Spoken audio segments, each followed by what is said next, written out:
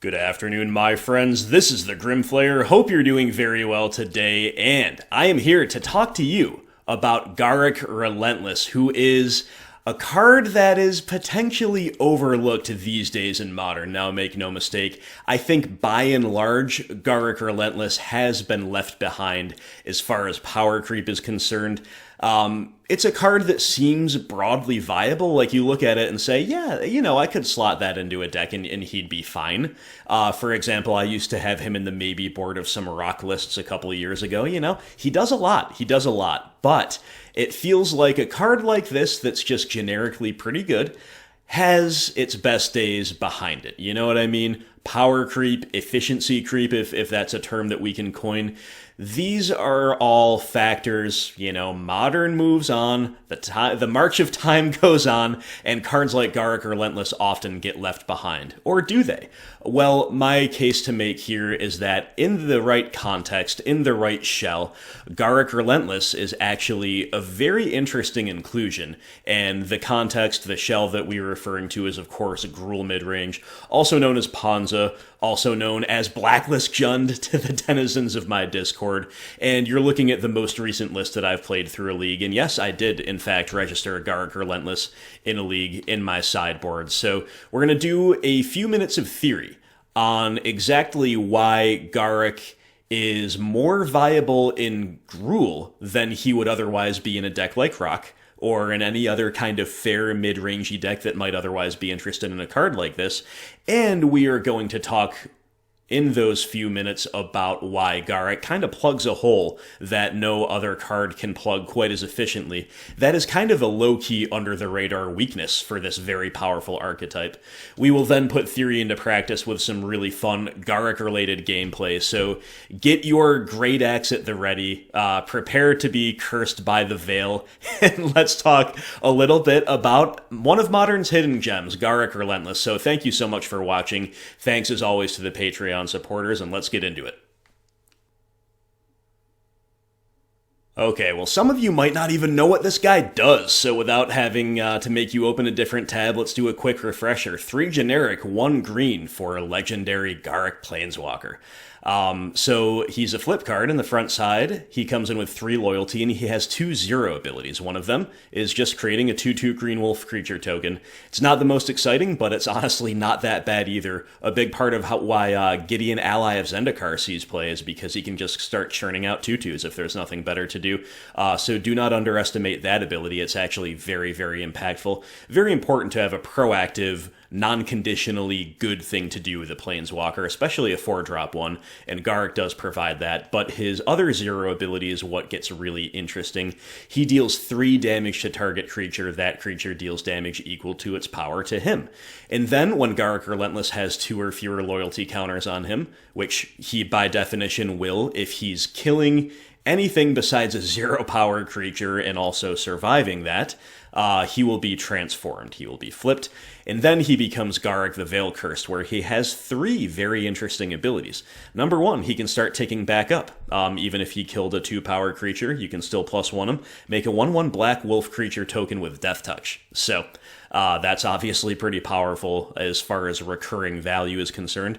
The -1 is a tutor effect. You can sacrifice a creature, including, conveniently, the wolf token you created the previous turn if you have nothing else you'd rather sacrifice. And you can tutor any creature card from your library straight to your hand. He also has a quote-unquote ult. Creatures you control gain trample and get +X/+X until end of turn, where X is the number of creature cards in your graveyard. So as if all of that wasn't enough, he does have something like an overrun. Under the right circumstances, he does have a very potentially impactful finisher, but if we get all the way to that -3, we will have gotten so much value along the way that only the strangest of board stalls will probably need to be broken that way. Nevertheless, there is a lot going on here, and that's part of why the card has intrigued me so much over the years. So that's what Garruk Relentless does. Let's get into the theory. So let's get one thing clear up front, my friends. Garruk is not, in a vacuum, anywhere near as powerful as the most powerful Planeswalkers in Modern. You're looking at a few of them here. Teferi Time Raveler, Renin 6, Jace the Mind Sculptor, Liliana of the Veil.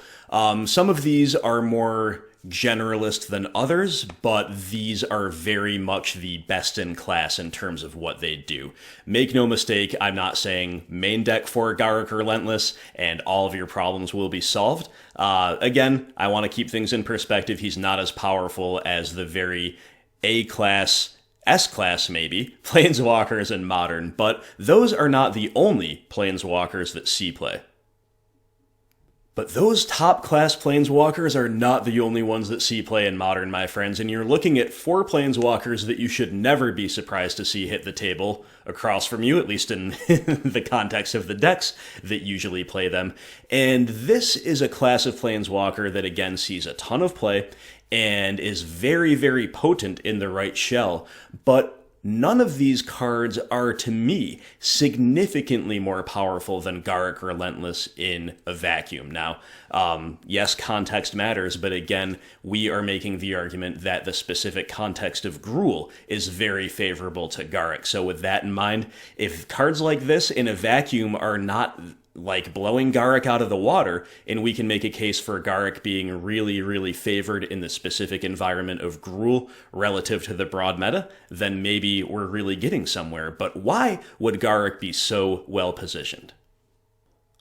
Well, my friends, in a phrase, protection from red. Protection from red is low-key a pretty big problem for Gruul, and you're looking at 4 of the most common protection from red threats in the format, and specifically the top 2, Core Firewalker and Auric Champion, are seeing a ton of play. Burn decks, Core Firewalker is hate for burn decks, but is often played out of the side of burn decks, especially traditional Boros burn, and also the fledgling Boros Prowess deck. Auric Champion, right now, I would expect any humans deck to be packing it, any kind of white weenie deck, taxes, even stuff like Dead Guy Ale. These decks should really be packing Auric Champion in the current meta. You'd be very surprised to see a list without something like that. On top of that, you have Burrenton Forge Tender, which is a card that has seen more play in the past than it currently does, but is definitely still out there, again, in the weenie decks. It can be a real problem for us. And finally, Master of Waves. If anybody's building a rogue mono-blue devotion deck in Modern, you might definitely expect to see this card, but otherwise it is of course a Merfolk staple, and not all Merfolk players play it any longer, but it is a card that I understand is at least more interesting to Merfolk players than maybe it was during the Uro meta, because again, red cards are everywhere, including our very own in Gruul. Now, before we pop back over to the list, let's acknowledge that there are some other playable ways besides Garruk Relentless that we could feasibly tech for these protection from red creatures. Dismember is one of them, but Dismember is not a free roll. We are a 2-color deck. We're not a monocolor deck. Our mana can get painful, especially with 8 to 9 fetches. Perhaps more importantly, Auric Champion still dodges Dismember, so that's a big, big problem. Now, Beast Within can take care of any of these threats. Unfortunately, Beast Within is kind of the opposite of what Gruul wants to do these days. If we were back on a more traditional Ponza build with 8+ land destruction spells, then I think Beast Within would actually be a really interesting choice, because not only can you point it at the pro-red creatures that might otherwise just snowball the game against you and you cannot otherwise beat, you could also, if you're on the land destruction plan, you can always point it at a land, and that would supplement our play. But with most Gruul lists these days being on a maximum of 4 land destruction spells, we need to be more value-oriented. And Garruk, again, is a planeswalker. Garruk is going to come down, kill one of these weenies, flip, and then, unless we're already behind on board, Garruk, like any other planeswalker that can be protected, can keep taking over the game. So back on the list, we should also note that Stomp is another out off of Bone Crusher Giant, the adventure half of the card. It is another out to the protection from red cards, but it is far, far more conditional, simply because you have got to have combat happening. You have to be somehow pressuring your opponent into taking the block. Stomp is very well-known tech at this point. Out of the Gruul deck, most people expect 2 to 3 Bone Crusher Giant in the 75, usually main deck, right? So it's definitely something that can work to our favor if things are otherwise going our way. Maybe we are pressuring the opponent into assigning, what they hope is going to be a free block, blocking our, whatever, a huge red thread along the ground with their dorky 1/1 pro-red, but they do open themselves up to that blowout. So if the game is at all even, we should not expect Stomp to be the game changer against pro-red stuff. However, again, Garruk is on plan. It's not just a narrow thing that only takes away from the potential pro-red lockout out of the opponent's deck, out of the humans' decks, the white weenie decks, the merfolk decks, the stoneblade decks.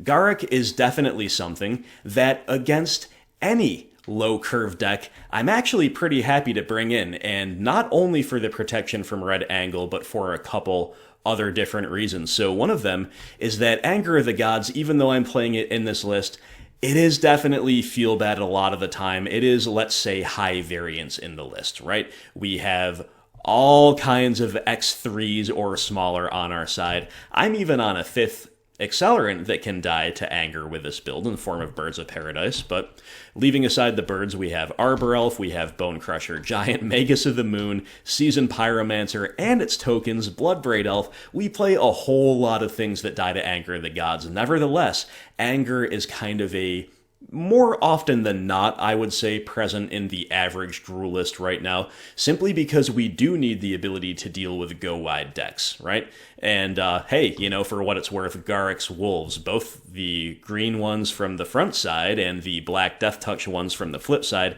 they die to Anger too. But Garruk is something that is on plan. We can side it in against the small creature decks, and it has no chance of being a non-bow like Anger is. Garruk is basically what I would conceive of conceptually, apart from this pro-red business, as maybe a third copy of Chandra to bring in, or a third Bone Crusher Giant to bring in. Obviously, he's different in a few different ways. You could also conceive of him as a slightly slower spot removal spell, like maybe in a Braid or something, in the role that we'd bring in a Braid just against a small creature deck. But again, Garruk can do so much more. So again, to sum up, this is the only card that is both on plan and has the ability to cleanly and directly and unconditionally take care of pro-red creatures in a way that is value positive for us. Broadly speaking, Garruk Relentless is also a card that I think is not entirely outclassed by the playable tier of Planeswalkers, and much like our own Chandra Torch of Defiance, who does not see a great deal of play outside of this archetype right now, is made far, far better than he would otherwise be, simply because we are a dedicated, I don't want to call us a dedicated ramp deck, but we're dedicated to powering out 3 and 4 drops one step ahead of curve, and any Planeswalker is going to absolutely thrive relative to its normal baseline performance under those circumstances. So that's kind of the collection of pros in favor of Garruk. The only real con is that he's taking up a sideboard slot when he's kind of a generalist. That's one con anyway. But again, we want a critical mass of things to do against those weenie decks. If Anger is already kind of questionable simply because it's non-bowy, we could play in a Braid, we could play a third Bone Crusher Giant. These are fine things too. But why not play a card that can come in any grindy value matchup too, and a card that gives us an out to protection from red cards that otherwise we are very, very soft to if the game is otherwise even. So that's the theory, my friends. Let's look at a little bit of gameplay featuring the big guy. Okay, we've lost game 1 against Burn. It's game 2, we're on the play. We've got a high-risk keep, but we see Garruk Relentless, so obviously it's a keep, right? But Arbor Elf and Utopia Sprawl, plus a painless land against Burn, the upsides are there, right? So we don't want to lose the Arbor Elf turn 1, and indeed we don't. They will suspend Rift Bolt, and look at that, never didn't have it. We've got a shock in, but that's alright, so Utopia Sprawl on the forest off of the Stomping Ground that we drew, and then what's the most proactive thing in our hand? Well, we have actually a handful of proactive things, but to me, Chandra tick up, kind of whatever. Seasoned Pyromancer, yeah, it's fine to get blockers down, but we're pitching gas, so why not just play Garruk? 4 mana Garruk on turn 2, make a wolf, seems pretty good to me. So opponent's going to Rift Bolt us and then take their draw step. I do remember them tanking a bit over this decision, and as it turns out, Core Firewalker is in, as it should be against us, but they have no real choice but to run it out into Garruk Relentless. And that, my friends, is exactly what we want. So look at our hand. Look at all of the red things we are removing with red. We are attacking along the ground, either with red things or with things that are not very impressive against a 2/2 blocker. And doesn't matter because we had the mono green removal of Garruk. So we get to remove Core Firewalker, we get to flip. And then I decided to run out Spyro, pitching one of our extra Chandras. And then Arbor Elf gets to work its magic here and play another Arbor Elf. And here comes the Wolf. We've got plenty of blockers. So already Garruk Relentless has been instrumental. And now Garruk the Veil Cursed is on deck. Opponent will suspend another Rift Bolt. And then they're going to say go with 2 mana open. And we've got a Wealth of Riches in hand. I think Bloodbraid Elf is my preferred play here. Bloodbraid and see what happens. Magus of the Moon, definitely a fine one, simply because it's going to force some action now and potentially lock white cards in their hand for the future. But we've got a lot going on here, but it's not over. Our second Arbor Elf is going to untap. We've got 3 mana to work with. And then it's time to say goodbye to Garruk. But look at our wide board. We can really freely cash in that elemental token and go get Klothys. In this particular build, I did have Kitchen Finks. The way our sequencing panned out, we didn't have the double green to go get it. But being able to tutor 4/5 Indestructible that's going to drain for 2 every turn seems pretty good to me. And with that, on defense, along with good old Magus and the opponent locked out of white, I felt pretty comfortable just sending them all in, racing, and opponent will then Rift Bolt Magus to unlock their hand, but whatever they've got is not good enough. So again, to review, Garruk Relentless, turn 2 make a wolf, turn 3 kill the protection from red creature that nothing else in our deck could kill, and then turn 4 tutor a Klothys, all against burn and all without cramping our style mana-wise. We invest 4 mana into him up front, and we didn't have to invest a single another mana all the way through. So definitely, in my view, a lot of other things, admittedly, going pretty well for us here,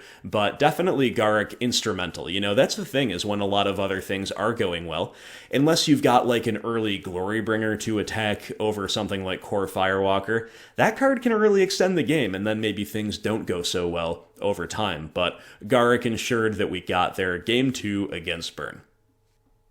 Alright, now it is Game 3 for all the marbles against Abzan Lurrus. Abzan midrange featuring Lurrus, and hence my preponderance of relics. Not that they're bad against regular Abzan anyway, but we got another 1-land Garruk keep.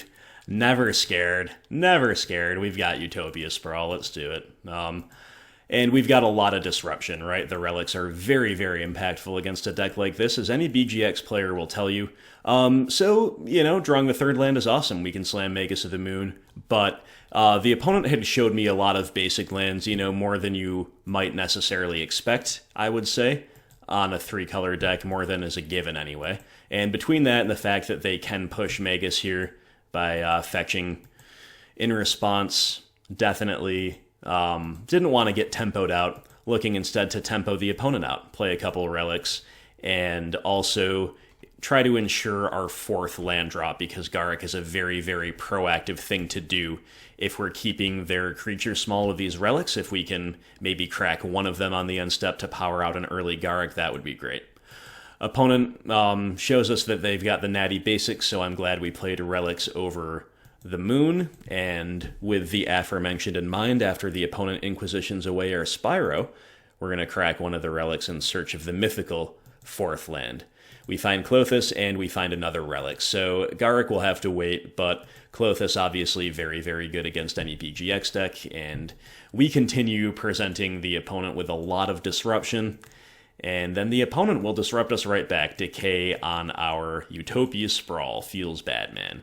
And with no land to get, we just have no choice but to drain them for 2. We then draw Spyro, so unlike in the match against Burn, there are a lot of things not going our way, right?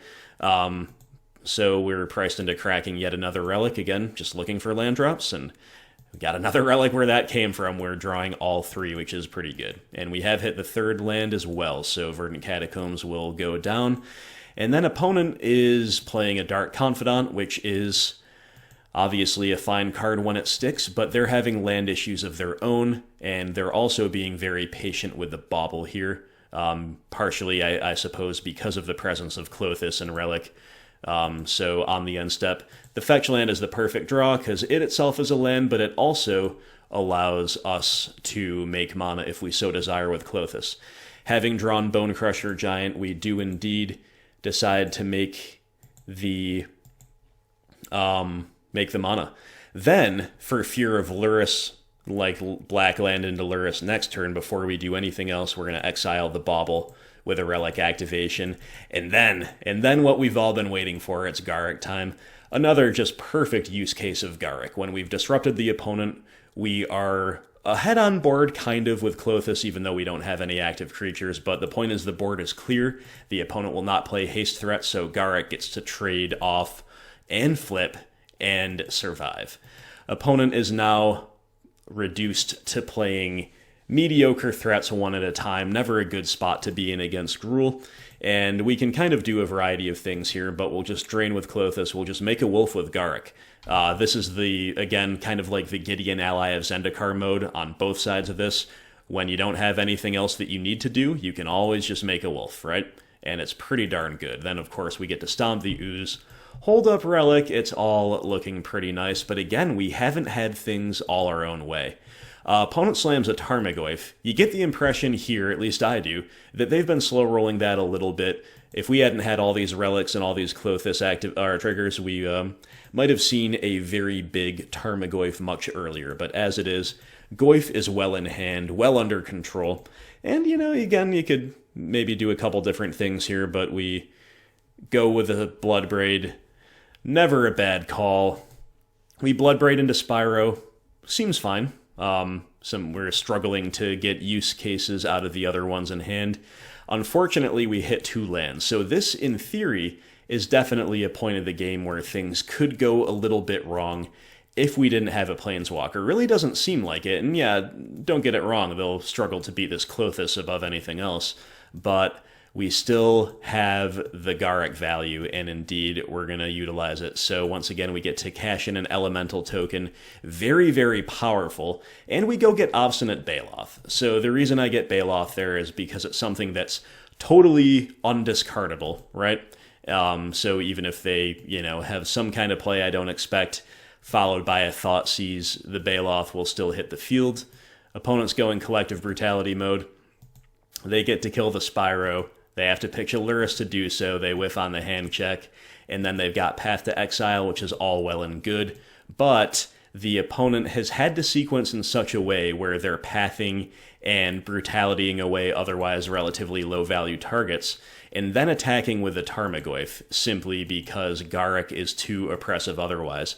A BGX deck cannot beat Planeswalker, Kill Your Bob, start churning out wolves that have Death Touch or tutoring very high-impact threats every other turn, right? And then on top of all of that, we draw Renin 6, and another reason getting something like Baloth was good is simply because it's got those colored mana symbols up in the casting cost, which means we get to animate Klothys with the help of Baloth and Renin 6. We ping the opponent for good measure, and we've got overwhelmingly lethal. So, again, opponent did have a couple struggles there, and their struggles were partially a result of being stuck on 2 land and partially a result of our heavy, heavy graveyard disruption. But this was a great use case for Garruk nonetheless. Not in the only thing that can easily kill protection from red roll, but more in the sense of this is how we outgrind a fellow mid-range deck roll. Again, trading with a creature,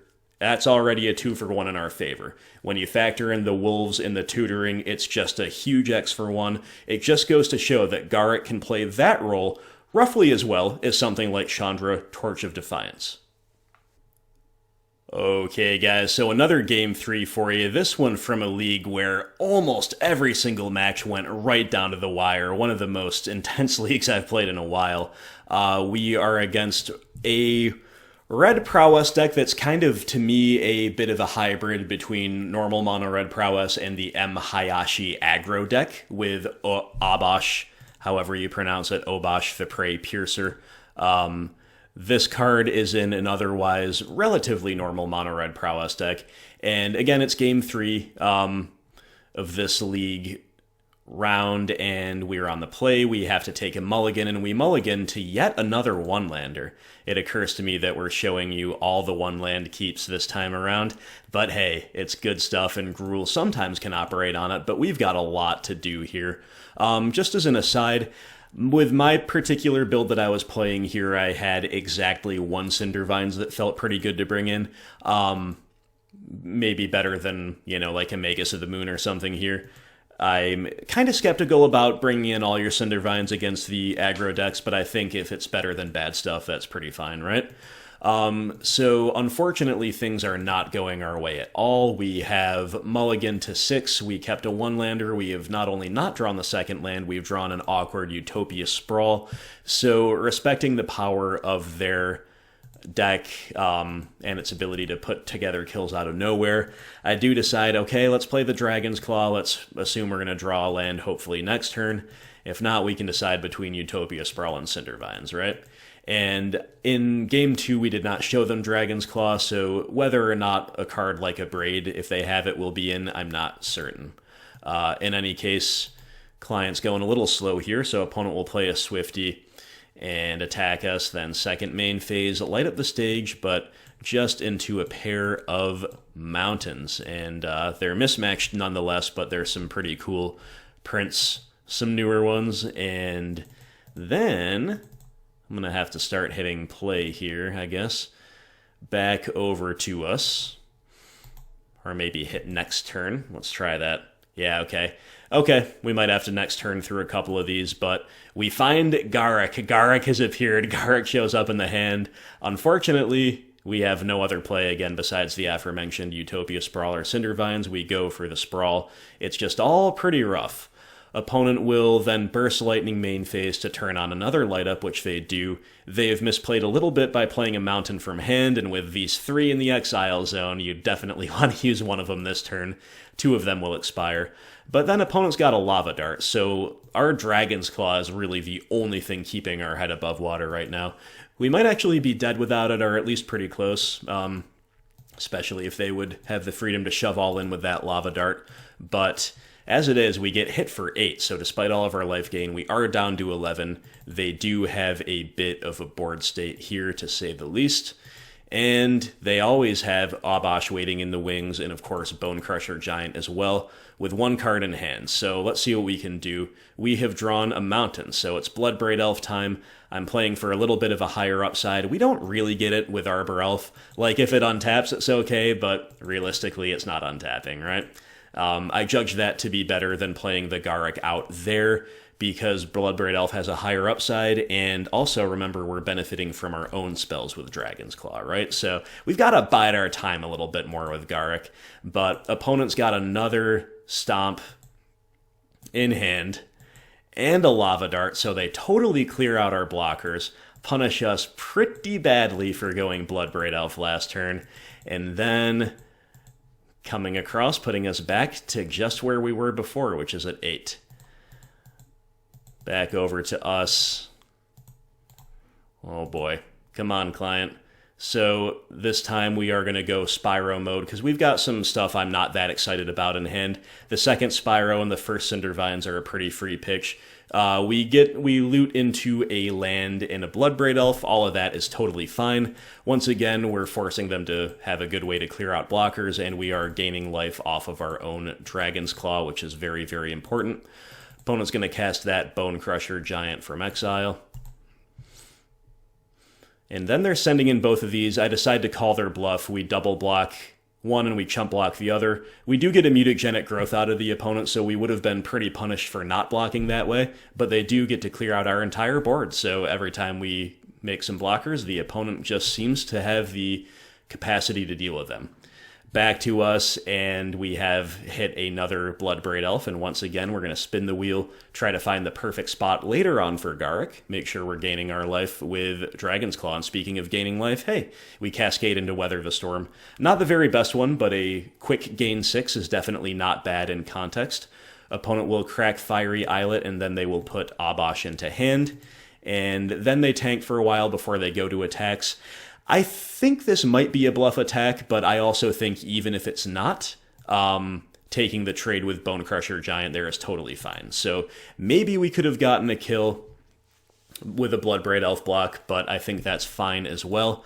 End step, we're going to fetch, and now our client's back to operational. And once again, we keep drawing red spells, so Garruk must continue to wait his turn, but Glorybringer, obviously pretty darn good here, gaining us a life via Dragon's Claw. Very thematic. Dragon's Claw, Dragon on field. What more do you want? We get to kill, what's it called? We get to kill Soulscar Mage, but then here comes Obosh, and I personally have never beaten a Resolved Obosh, because this card, it's a lot scarier than it might look on paper, and the opponent starts to prove that right away by smacking us for 4 after tapping out with a Swifty because they have Gut Shot, giving it Prowess, and then the damage is doubled. So definitely pretty rough, and we have drawn a fetch land off the top. Not exactly where we want to be, so it is time for good old Garruk. And one option there would be to make a wolf and go chump block mode, but I decided to play for a little bit higher upside, trusting in our life total of 11 plus Dragon's Claw, and the opponent only having 2 cards in hand to hopefully not be dead this turn. But opponent not respecting the Garruk. They're going to hit us for 6, understandably so, right? As you do. And then they've got Light Up the Stage, so definitely pretty scary. Soulscar Mage, Burst Lightning, yeah, it's a lot. Dragon's Claw, once again, the only reason we are at all in this game. And then they are just, after tanking for a while, they're just going to main phase a Burst Lightning, kill our Glorybringer before we get to untap. And also, I suppose, by main phasing it, they're playing around us top decking Weather the Storm or something like that. And guys, our top decks are not doing us any favors. Too many lands, and they're all painful too. The fetch lands are not the greatest, so what can we do? Well, we can make a wolf with Garruk and say go. We could also have main phased a Seasoned Pyromancer activation from the graveyard, and then tutored with Garruk, but at this stage I decided, let's make them have yet another way to beat our board. We have presented so many wide boards, and they have fought through all of them, but maybe now we can start getting our feet underneath us a little bit. Opponent has Exquisite Firecraft, which is not a card I expected, and due to Obosh, it's just a 3-mana deal 8, which is pretty terrifying. This game was completely nuts, right? And with only 1 card in hand, I'm fearing the worst, but then they move to attacks, so let's make them have something, right? We will flash back the Spyro tokens, and then we'll go to blocks, and look at that. Look at that. Garruk's Death-Touching Wolf takes down Obosh. The Elemental will chump block Soulscar Mage, and then it is back to us. We could have maybe double blocked there as well, but then it is untap time, and it is Bloodbraid Elf time. So I was thinking, okay, what do we do? But Dragon's Claw, low-key awesome here, because it will allow us to gain a life off of Dragon's Claw, and then tutor after we have full information with Bloodbraid Elf, and if we need the fetches to, at least 1 fetch, possibly 2, to tutor with, well, the red spells with Dragon's Claw, we'll gain the life. We cascade into one of the most awkward Anger of the Gods of all time. Well, that's not true. This deck has more awkward Angers than that, right? But it's still a play I take, right? Because we get to get rid of their only remaining threat, and I guess that's worth it. Again, it does gain us a life, and conveniently enough, is going to put us up to 3. The bad news, of course, is it does get rid of our token as well, so definitely pretty awkward. So if we want to tutor with Garruk, we've got to cash in the Bloodbraid Elf. That's what we're going to do. So we'll get in for 3 first, then we'll cash it in, and we have gained just enough life to fetch down to 1, and then go back up to 5, slamming an Obstinate Baloth that Garruk the Veil Cursed has tutored up for us.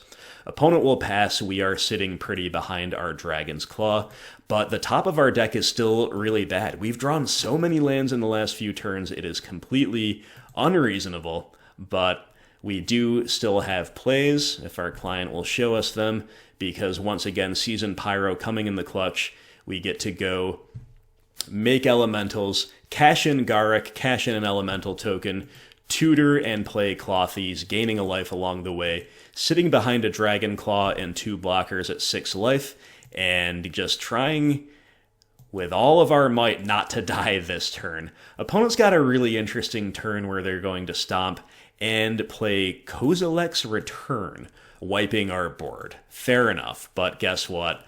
Klothys Drain, opponent's out of ideas in hand, and we rip Bloodbraid Elf for turn. Feels pretty good, man, and then we cascade into Stomp. Feels even better. Stomp puts them down to 5, but it proves to be unnecessary because when we hardcast Bone Crusher, we had exactly lethal coming across anyway. So we finished the game at a fairly comfortable 12 life, but as you can see, it was 12 turns of mayhem, of havoc. I don't know how many life points Dragon's Claw gained for us. Maybe this should be a Dragon's Claw theory video, right? This card was absolutely insane. But guys, my league was full of stuff like this, and Garruk played no small role in it. Again, realize how important it is when we are in top deck mode, when we have stabilized the board a little bit. Garruk also a major contributing factor to being able to do that in the first place, to then tutor for whatever is most needed at that specific time. We tutor for Obstinate Baloth, and then we tutor for Klothys. These are the 2 cards that kept us alive and ended up winning us the game. So definitely, in my view, another big win for Garruk Relentless. And as for this league, just for your information, almost every single match I had was like this, coming right down to the wire. We went 4-1. The only match that wasn't like this was me getting absolutely smoked by Blue-White Spirits, where they had everything, I had very little, and they very casually 2-0'd me. But all of our wins were really hard-fought scraps like this, and often the thinnest margins were the deciding factors. And when a lot of your games are like that, it is worth really thinking about the ins and outs of a card like this, and indeed all other card selections in your 75. So there you go, guys. That was our theory on Garruk Relentless, accompanied by, I dare say, some pretty intense gameplay, some pretty fun gameplay. The 3 games that I showed you, things were progressively hairier and hairier as they went on, and Garruk contributed to the win majorly in all 3 situations in 3 very different circumstances. In the first round, again, he killed the pro-red threat on curve, where basically nothing else could. In game 2, it was just kind of a normal mid-range slugfest where he showed that he can thrive in that grindy, generic generalist planeswalker role. And in game 3, he kind of did it all. With a big assist from Dragon's Claw, he first helped stabilize the board, and then helped tutor, and in his Death Touch Wolf traded with Obosh, traded with a companion, which is completely amazing. And then he helped tutor for what effectively amounted to hate pieces, you know? We're tutoring for the life gain cards against the aggressive red deck. That constitutes as tutoring up hate pieces, if you ask me. So between that, and between the theories I presented in the early portion of the video, I hope this is sufficient case to at least prompt you to consider Garruk Relentless, specifically for your Gruul decks, or at least give him credit for being a viable option. And more broadly, I hope this is going to inspire some people out there to start thinking outside the box. And yes, we should definitely be looking at new tech when it comes out, and we should be looking for new synergies that are undiscovered, and try to rate new cards, you know, as soon as they're spoiled, to be one step ahead of the meta. But we also have to remember that there is a wealth of tech that's kind of been left in the past and should not always stay there. A card like Garruk Relentless, when pro-red small creatures are in the meta, is definitely one that this deck can reach for, if you ask me. So thank you so much for watching, guys. Hope you enjoyed it. I always like making these theory videos. I know there is a significant subsection of my viewership that likes the theory videos better than the gameplay, better than the deck text, better than like anything else that we do on the channel. So hope this was no exception, and I hope you got some enjoyment and or edification out of it. Thank you so much for watching. Thank you, as always, to all Patreon supporters. And I hope to see somebody 5-0ing soon with Garruk Relentless in a Gruul deck. Take care, my friends, and I will talk to you soon.